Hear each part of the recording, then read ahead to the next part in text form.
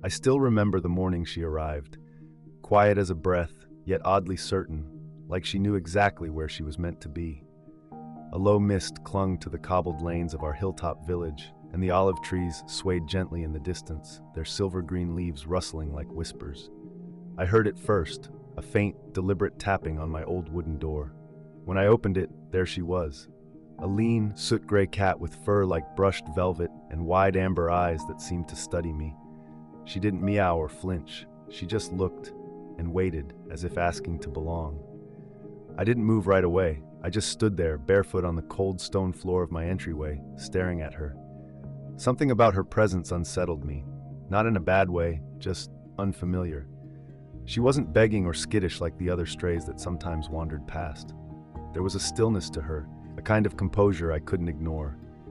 I slowly crouched down, murmuring a soft, "Ciao, Bella," like I would to an old friend. Her ears flicked. She blinked once, slowly.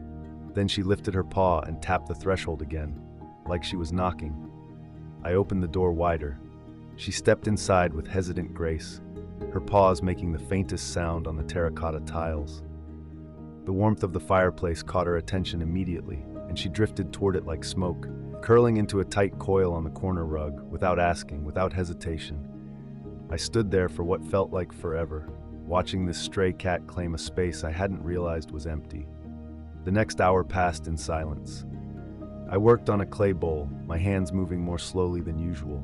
My eyes kept flicking to her, to Nina, as I decided to call her. She watched me too, from half-lidded eyes, her tail flicking gently now and then. By the time Marco stopped by with leftover bread and raised his eyebrows at the sight of her, I just shrugged. "She knocked," I said. What was I supposed to do? The next few days felt like a quiet unraveling of everything I thought I knew about living alone. Nina wasn't demanding, she was dignified. She ate little, slept near the fire, and followed me from room to room like a silent observer. But there was a story in her eyes, something restless, like she was carrying more than hunger. On the third night, I caught her sitting by the window, staring into the dark with her ears turned back, alert. That's when Milo showed up. He was nothing like Nina, broad-shouldered for a cat, with scrappy fur and a torn ear. I spotted him under the olive tree, glaring toward the house like he was trying to decide whether to fight it or flee. When I opened the door, he didn't come near. But Nina, curious as ever, wandered out slowly, no fear, just recognition. They didn't touch, didn't hiss, just looked at each other. Julia came by the next morning with a soft crate and a voice full of concern. "Leonardo, you can't keep them both. You know how this works. They come, you feed them, you find them homes. That's what you always say." But this didn't feel like that. These weren't just cats, not to me. And yet, even as I grew attached, Marco stayed cautious. "You're getting too involved," he warned. "They're animals, not house guests." Nina slept in the studio now. Milo kept his distance. And every day I found myself wanting to break my own rules. It was just after sunset when the first shift in the air happened, subtle but unmistakable. The breeze had turned colder, threading through the olive branches with a whisper that made the shutters creak softly. I was trimming the kiln's edge, smoothing clay beneath my fingers, when Nina let out a low, wavering sound I hadn't heard before. A strained, almost pleading cry that echoed strangely in the quiet house. I found her curled awkwardly in the corner of the studio, her sides rising and falling too fast, her body trembling as if something inside her had snapped loose from the calm she had carried like a second skin. Panic bloomed in me with the sickly speed of a dropped vase shattering midair. I didn't understand what was happening, but I knew it wasn't just exhaustion or cold. I called Julia without hesitation, and within 10 minutes she was at the door, barefoot and breathless, clutching a blanket and a worried look that said she had seen too many of these moments before. As she examined Nina with gentle, practiced hands, I watched helplessly, every crack in the old stone walls suddenly echoing too loud, the fire too warm against the cold rising in my chest. Julia didn't speak right away, but when she did, her voice was steady and clipped. "Something's not right. It could be neurological, maybe something from before. Trauma," she said. "Hidden damage. Something that doesn't show until it's already deep in the bones." I stood there, clay on my hands, heart in my throat, wondering if Nina had come to me not just for a home, but for help I didn't know how to give. The house, once a space of silent rituals and muted colors, suddenly felt fragile, as if the weight of Nina's collapse had pulled the light from the corners.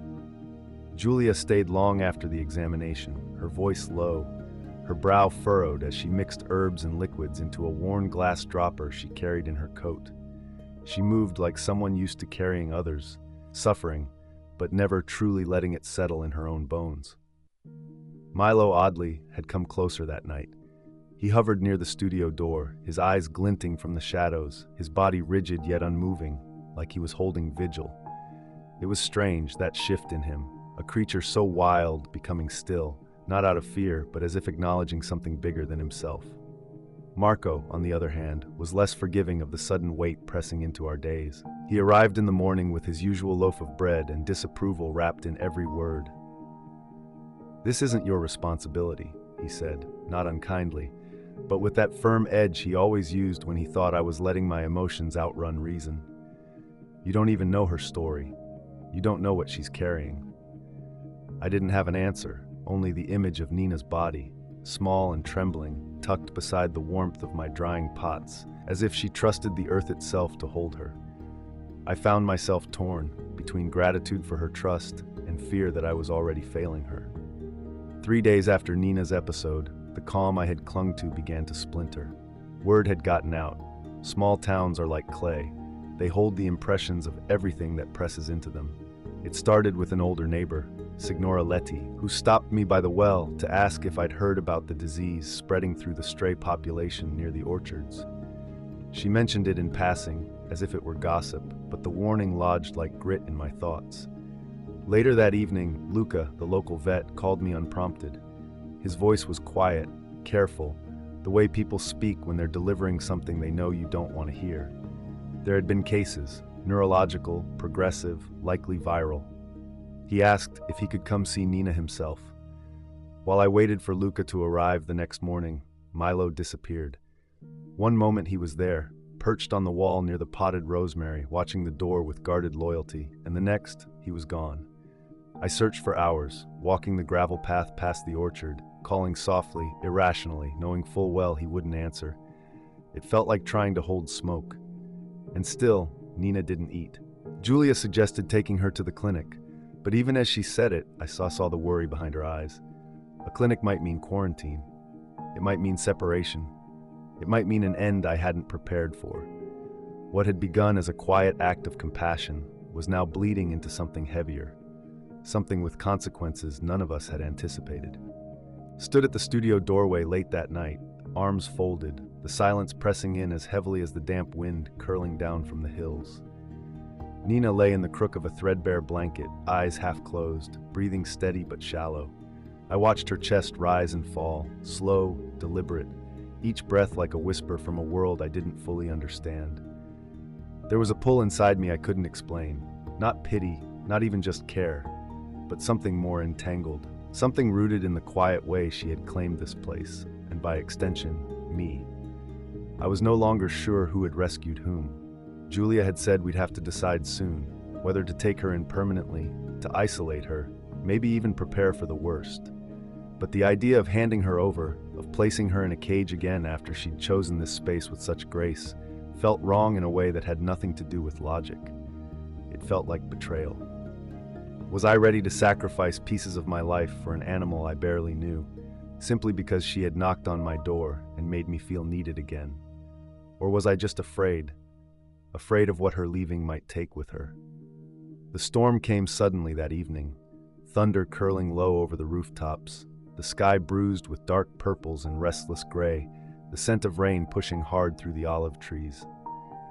The house groaned under the wind, the shutters rattling like old bones, and somewhere in the chaos I realized Nina was no longer by the hearth. I called out instinctively, my voice too sharp against the hum of approaching rain, and the fear hit fast, quickening in my chest with every empty corner I checked. I found her eventually, crouched by the door with her ears pulled back, her body rigid and staring, not at me, but at something beyond the glass. And there he was, Milo, soaked to the bone, perched on the stone ledge like a shadow come home. But something in him had changed. His eyes were wide, wild, unfocused. He didn't move as I approached. His body trembled, his breathing quick, erratic. And I saw it then, tiny scratches across his nose, one paw held off the ground, his fur matted with something darker than mud. It wasn't just the storm that had driven him back. Something had happened out there. Luca's words came rushing back, neurological signs, behavioral shifts. Fear clawed its way up my spine as I lifted Milo gently into a blanket, his body limp but eyes darting. I looked over at Nina, who hadn't moved, her gaze locked on him like she recognized something I didn't. I had brought them both in, but had I brought danger into the house? The days that followed felt suspended in a strange, weighted stillness. Milo remained inside now, but his body no longer held that rough, confident posture. He drifted between rooms like a ghost in a place he didn't quite recognize, flinching at sudden noises, disappearing for hours into the darkest corners of the house. His wound, though minor, seemed to carry something deeper beneath the skin. He would twitch violently in his sleep, hiss without warning when touched, and stare at nothing for long stretches, his pupils dilated like black moons. Julia came every afternoon to check on him, her voice growing more cautious each day, her silences longer than her explanations. There was no official diagnosis, but the implications hung over us like the low-hanging storm clouds that hadn't lifted since the night he returned. Nina, meanwhile, had shifted entirely. She was more alert, more watchful. She followed Milo, not close, not directly, but always present, as though tethered to his unrest. At night, I would catch her sitting near his corner, eyes unblinking, as though she knew his rhythm, could sense his storms before they arrived. There was a strange intimacy between them now, one I didn't fully understand. It was as if something primal had passed between them in the time they'd spent apart, something I wasn't part of, couldn't be part of. For the first time, I began to feel like a visitor in my own home. Marco's visits grew more terse, his patience unraveling with each new update. "You're letting this go too far," he said one evening, pacing the kitchen with his coat still on. "They're not your family, they're strays. You don't even know what they're carrying." But the truth was, I did. They were carrying everything I'd kept buried for years: loneliness, silence, need, and I didn't know if I was ready to let that go. The air inside the house had grown heavier, though not from weather. It was the kind of weight that settles when people stop saying what they truly mean. Julia had started talking in suggestions, phrases like, "You might want to consider," or "It would be safest to," while Marco had stopped asking altogether. He came less frequently, stayed only long enough to scan the room like a man assessing the damage after a slow, ongoing collapse. I could see the question in his eyes, though he never said it aloud. "What are you really doing here, Leo?" And I couldn't give him a straight answer, not anymore. Luca finally came by in person, his face drawn, his steps deliberate. He brought with him a small black case and a quiet voice. He sat at the kitchen table, opened a folder filled with notes, and told me that Milo's behavior, while not definitive, was symptomatic of something spreading through the region, something viral, likely incurable. Quarantine would be ideal, but more than that, he suggested the decision might need to lean toward prevention. It took me a moment to realize what he meant, and when I did, my stomach turned. He asked me if I wanted to take that route. I didn't answer. I only looked at Nina, curled beside the fireplace, her body calm but eyes awake, and Milo, crouched by the cellar steps, wild and tired all at once. The room pulsed with tension. They were here because I let them in, and now I had to decide whether to save them or protect everything else by letting them go. But nothing inside me could tell the difference anymore. The days that followed blurred into a rhythmless kind of waiting. It was as if the entire house held its breath. I stopped working. The kiln went cold. Clay dried unfired on the wheel. I found myself staring at walls, at flickers of movement, at the curve of Nina's back as she slept, always between me and the door, like a silent question I didn't know how to answer. Milo rarely left the shadows anymore, though his eyes were always visible, glowing from beneath the furniture, from under the stairs, from that dark space beside the radiator where the light didn't reach.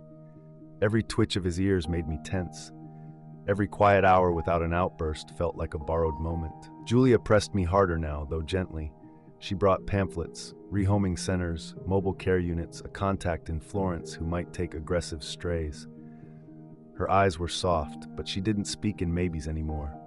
"If you keep them both," she said carefully, "you may lose more than you realize." I didn't tell her I already had. Marco came too, uninvited this time. He stood in the middle of the kitchen, arms crossed like he was bracing for an earthquake. "You can't keep risking everything for the sake of a feeling," he said. "They're not your children. This isn't your battle." But what neither of them understood was that it had stopped being about logic weeks ago. This wasn't about fear of infection or the safety of my home.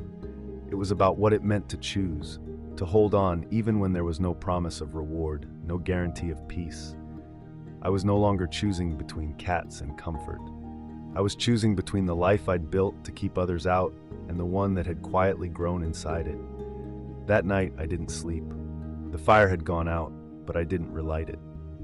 I sat in the armchair by the window, a blanket draped over my shoulders, eyes drawn not to the stars above the hills, but to the dark corners of my own home. Nina lay at my feet, not curled as usual, but stretched long and alert, her gaze fixed on the cellar door.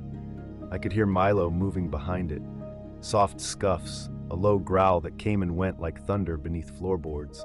He hadn't eaten in 2 days. His body was beginning to fail him, and something in his mind had gone too far to be pulled back. I called Luca that morning, told him he needed to come. My voice didn't shake, but inside I was unraveling, every fiber of my resolve straining under the weight of what was coming.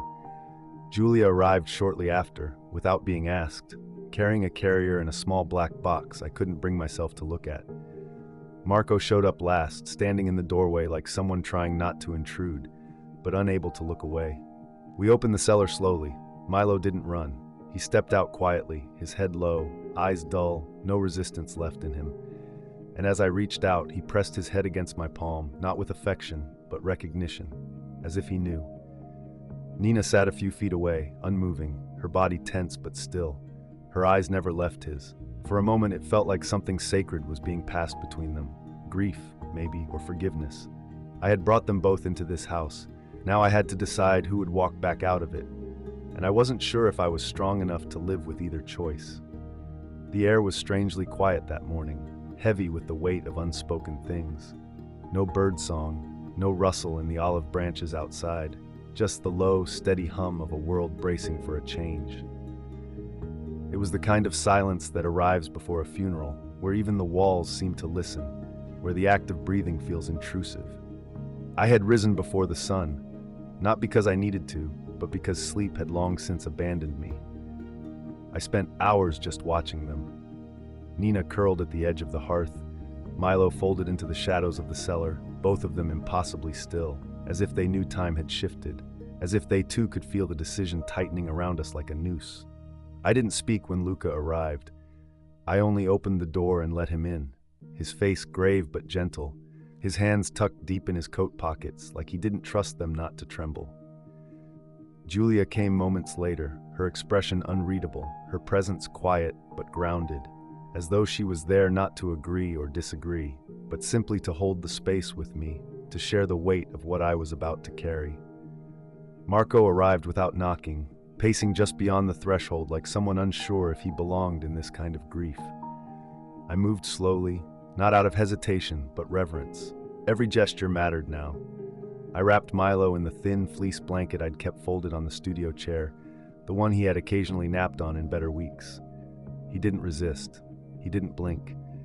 His body, though still warm, had begun to lose that tension that kept it tethered to instinct. He was letting go. I could feel it, not just in him, but in the air between us. When I held him close, I whispered something I hadn't realized I needed to say. "You were never a burden." Maybe it was for him. Maybe it was for me. Maybe it was something I needed to believe. Nina followed me to the door, walking with that same quiet grace she'd arrived with on the first day. She didn't cry, didn't reach out, but she stopped beside the carrier, stared down at him, and then looked up at me with an expression that made my heart fracture in a way I hadn't thought possible. It wasn't grief, not quite. It was understanding. I placed Milo inside, tucked the blanket around him once more, and closed the latch with hands that felt 1,000 years old. Luca met my eyes, gave a small nod, then turned toward his truck. I didn't watch it drive away. I couldn't. Nina remained by the open doorway long after he was gone, unmoving, her silhouette framed by the low winter light as if guarding the space he'd left behind. And I sat beside her, neither of us speaking, both of us wondering whether letting go had been an act of love or surrender. The house is quieter now, though not empty. The silence has changed, less like absence, more like reverence. Milo's corner remains untouched, a soft blanket folded neatly as if he might return to it one day. I haven't moved it. I can't. Nina still watches that spot sometimes, not with longing, but with a kind of respectful stillness, as though honoring a memory only she and I truly understand. The days have returned to their slow rhythm, clay on the wheel, the soft rasp of a brush against drying glaze, the hiss of the kettle in the early hours. But something inside me has shifted. There's a new softness in the edges of things, a willingness to let emotions surface where once I would have buried it beneath routine and self-containment. Nina doesn't leave the house much anymore. She's chosen her place, by the window in the morning sun, on the shelf in my studio when I work, and curled near my chest at night. Her presence is quieter than before, less watchful, more at ease. But I know she still carries the echo of everything we've walked through together. Julia visits often, and Marco, though still skeptical, now lingers longer, sometimes staying for coffee, asking about Nina, without quite admitting he cares. I don't know what will come next. I don't know how long Nina will stay, or if another stray will ever knock at my door again.